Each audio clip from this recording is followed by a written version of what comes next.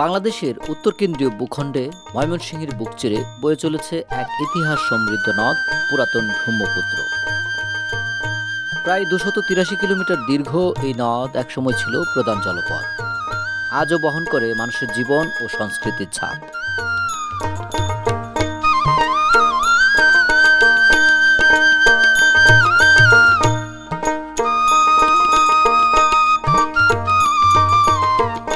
তিব্বতের কৈলাস থেকে বয়ে আনা জলে ব্রহ্মপুত্র ছিল চিরযৌবন একটি নদ, কিন্তু সময়ের সাথে সাথে এ নদের রূপ বদলেছে। 1782 সালের ভূমিকম্পের ফলে ব্রহ্মপুত্রের মূল প্রবাহ যমুনাতে চলে যায়। ব্রহ্মপুত্রের তলদেশ উত্থিত হয়ে জেগে ওঠে একের পর এক চর। পুরাতন ব্রহ্মপুত্র হয়ে ওঠে শীর্ণ ও কম প্রবাহিত জলধারার একটি নদে।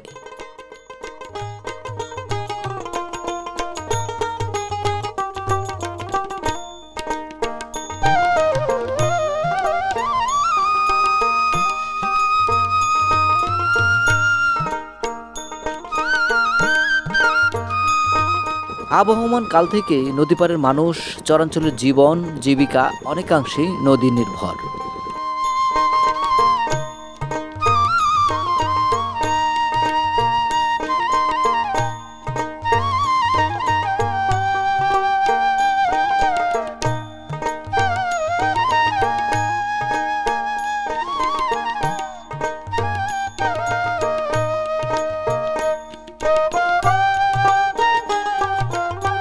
নদ নদীর উপর নির্ভরশীলতায় পলিপ্লাবিত মাটিতে যেমন ফসল ফলিয়েছে, বিপণনের জন্য তেমন তৈরি হয়েছে ভিন্ন ভিন্ন বাজার।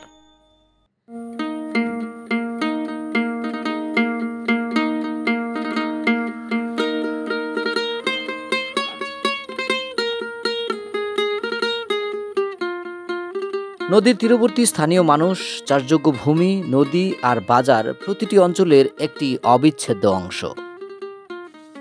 প্রবাহমান ব্রহ্মপুত্র গফরগাঁওয়ের দক্ষিণ পূর্বে গর্ভে ধরেছে একটি দ্বীপ চরের নাম তার চরালগি। নদ তীরের একপাশে চরালগি, অপর প্রান্তে তীরবর্তী 400 বছরের পুরনো বাজার দত্তের বাজার।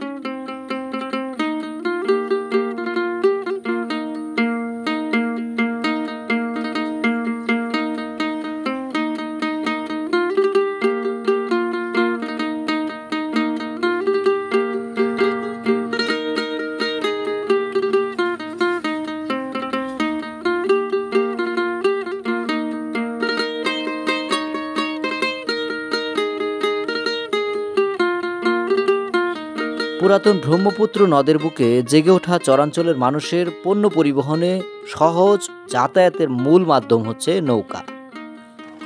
প্রাত্যহিক বা সাপ্তাহিক হাটে তাই তো আজও চলমান নৌকার চলাচল।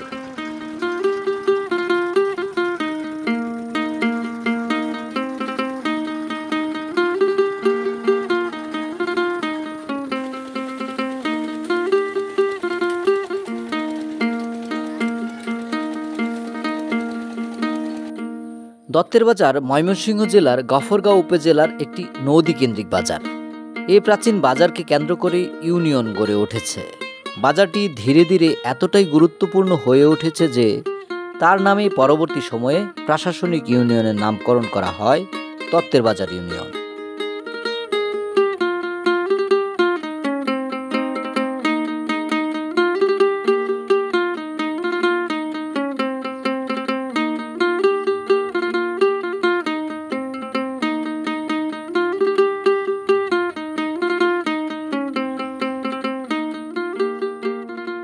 নদীঘেঁষা বাজারটি চরের মানুষের অন্যতম কেন্দ্রবিন্দু।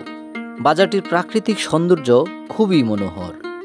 পাহাড়ি ঘরের আদলে খুঁটির উপর নদীর কিনারায় দোকানগুলোর বেঞ্চে বসে নদ অববাহিকায় তাকালে চোখের একটা তৃপ্তি কাজ করে।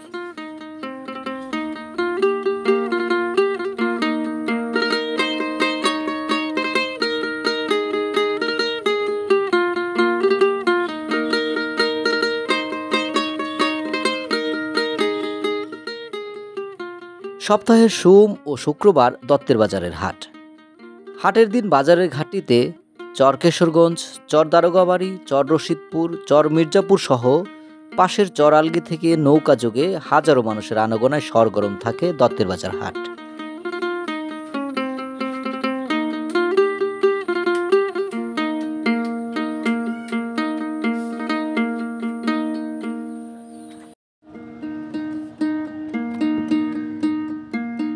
চরাঞ্চলের উর্বর পলিপ্লাবিত জমিতে চাষ করা বিভিন্ন সতেজ কৃষিপণ্য নিয়ে ছড়িয়ে পড়ে হাটের বিভিন্ন প্রান্তে। নদীচরের উৎপাদিত পণ্যগুলোর মাঝে ধান, পাট, মরিচ, বিভিন্ন কাঁচা সবজি প্রধান। এছাড়াও বিভিন্ন ধরনের ফল, কলা, পেঁপে, নারকেল, জাম্বুরা, কাঁঠাল আর অনেক দেশীয় ফলের সাক্ষাৎ মেলে দত্তের বাজার হাটে।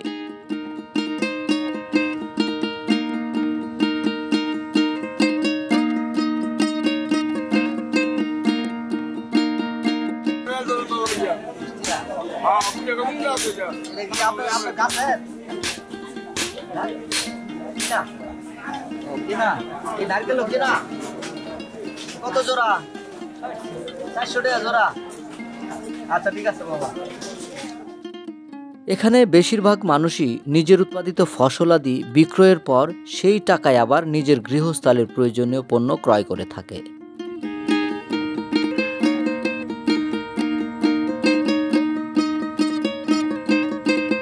হাটুরেদের অনেকেই আছে শুধুই ক্রয় বিক্রয়ের জন্য বাজারে আসে না, নিছক অভ্যেসের কারণেই আসে তারা বাজারে। তাছাড়া হাটে আসলে নিশ্চিত নিয়মিত সাক্ষাৎ মেলে সমবয়সী বন্ধুদের সাথে। একে অপরের খোঁজ আর আলাপচারিতায় কেটে যায় তাদের বেলা। এভাবেই হাটের চায়ের স্টলগুলো সার্বক্ষণিক থাকে প্রাণবন্ত।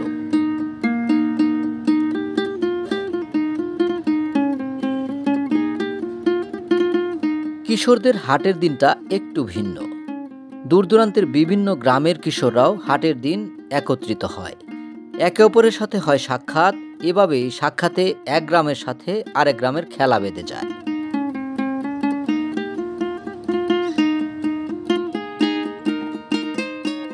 খেলায় হার জিত যাই হোক, কর্দমাক্ত পরিশ্রান্ত শরীরে সদল বলে কিশোরদল ঝাঁপিয়ে পড়ে নদীর শান্ত জলে।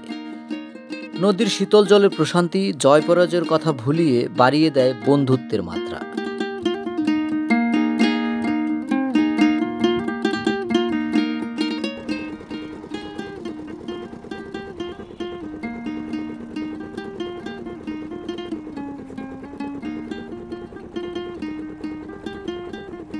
ঘাটে ভিড়া নৌকা যাত্রী নামিয়ে দিচ্ছে দত্তের বাজার ঘাটে।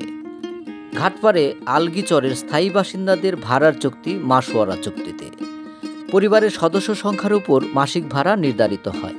এছাড়া অন্যান্য দূরত্বের চরের মানুষের ভাড়া প্রতিবারে যাতায়াতের সাথেই প্রদান করতে হয়।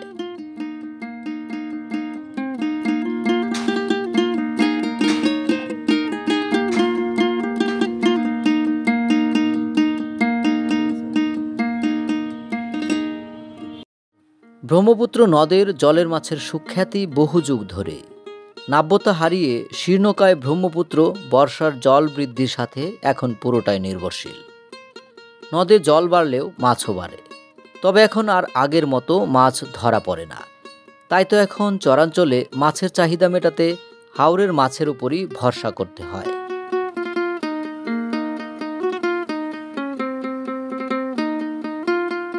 জনসংখ্যা বৃদ্ধির সাথে খাদ্যের উৎপাদন আনুপাতিক কম বলে এখন কৃষি পণ্যের সাথে নিত্য প্রয়োজনীয় পণ্যের দামও কিছুটা বেশি। তবে শহরের বাজার অপেক্ষা অনেকটাই কম বটে। দত্তের বাজার প্রাচীন বাজার হলেও বর্তমানে বেশিরভাগ পণ্য এখন আমদানি নির্ভর। খুব বেশি দিন আগের কথা নয়, দত্তের বাজারেও আশপাশে কৃষকের উৎপাদিত পান, সুপারির পর্যাপ্ত প্রাপ্যতা ছিল। এখন তা নেই, তাই তো দূরান্তের পানি বাজার দখল করেছে। দত্তের বাজারে অর্ধশতক ধরে পান সুপারির ব্যবসায়ীর সাথে কথা বলে দরদাম ও বাজারের ঐতিহ্য সম্পর্কে একটু জেনে নিলাম। দেশি সুপারি না ইন্ডিয়া থেকে? বিদেশি, মিলে। আপনি কি এগুলো পাইকারি দরে কিনে এখানে খুচরা বিক্রি করেন? আপনি এই হাটে কত বছর যাবত ব্যবসা করতেছেন? আমার এই হাটের বয়স 35 বছর। মানে আপনার ব্যবসার বয়সই 35? এই বাজারে 35 বছর যাবত কি আপনি এই পান সুপারি এগুলোই বিক্রি করেন? এখন যে আপনার পরবর্তী প্রজন্ম, তারা কি এই হাটের দিকেই আছে নাকি তারা অন্য কোনো হাটে চলে যায়? অন্য হাটে। আপনার যে 35 বছরের মাঝে এই হাটের যে অবস্থা, এটা কি আর হাটটা কি ছোট হয়ে যাচ্ছে বা মানুষজন কম আসতেছে নাকি এখনো জৌলসটা আছে? আগে একটু কম, আগে আরো জমজমাট আছে। এখন কম হওয়ার কারণ কি আপনি বলতে পারেন? ভাঙে গেছে না, অন্য বাজার হয়ে গেছে তো। বিভিন্ন জায়গা বাজার হয়ে গেছে।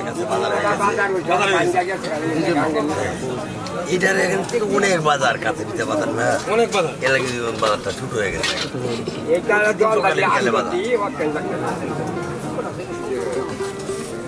দৈনন্দিন খাদ্যের তালিকায় থাকা স্বাদের অত্যাবশ্যকীয় উপাদান মরিচ। চরাঞ্চলে মরিচের উৎপাদন এখনও আশাব্যঞ্জক। তাই তো চরের মরিচের দামের কিছুটা স্বস্তি আছে এখনও দত্তের বাজারে।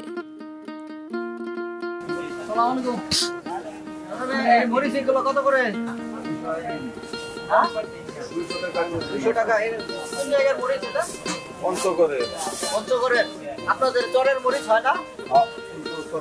এটা চরের মরিচ। এটা কত কেজি? 200 টাকা। কোনটা ভালো? কোনটাই ভালো। 200 টাকা চরের মরিচ। এটা কি মরিচ? বালুঝুরি। কৃষকের হাতের মরিচ। কুলুর বলদের কথা আমরা পুস্তকে পড়েছি অহরহ, কিন্তু কুলুর বলদের ঘানি টানা তেল খেয়েছি বা পেয়েছি কজনা। এ বাজারে এখনও পাওয়া যায় ঘানি ভাঙা সরিষার তেল, যদিও বিক্রি হয় না কুলুদের হাত দিয়ে। দত্তের বাজারে সবচেয়ে বেশি পাওয়া যায় চরাঞ্চলের জমিতে উৎপাদিত গেরস্থের তাজা সবজি।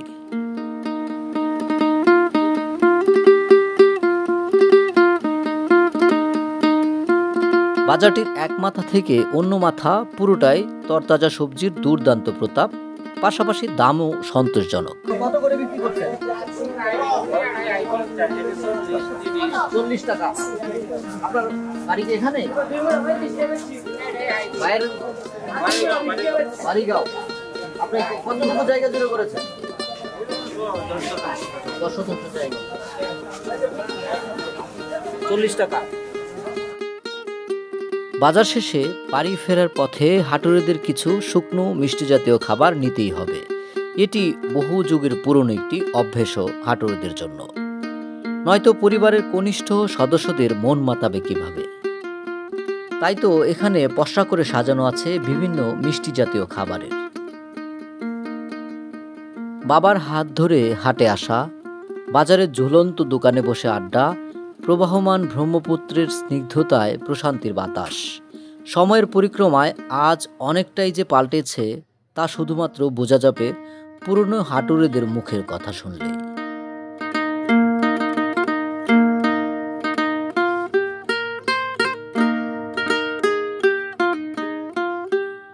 দত্তের বাজার ঘাটে নেমে আসে শেষ বিকেলের সোনালি আলো। ব্রহ্মপুত্রের শান্ত জলে ছলাৎ ছলাৎ শব্দে নৌকা এগিয়ে যাচ্ছে হাটুরেদের নিয়ে, যেন বিদায়ের গান। দিনভর ক্লান্ত মুখে স্বস্তির হাসি, পেছনে পড়ে আছে হাটের কোলাহল। নৌকাটা যেন জীবনের যাত্রাপথ, যার গন্তব্য কোনো চর, কোনো গৃহ কিংবা শুধু বেঁচে থাকার সংগ্রাম। এ যেন ব্রহ্মপুত্র নদ আর মানুষের মেলবন্ধনের প্রাচীন কোনো ছন্দ।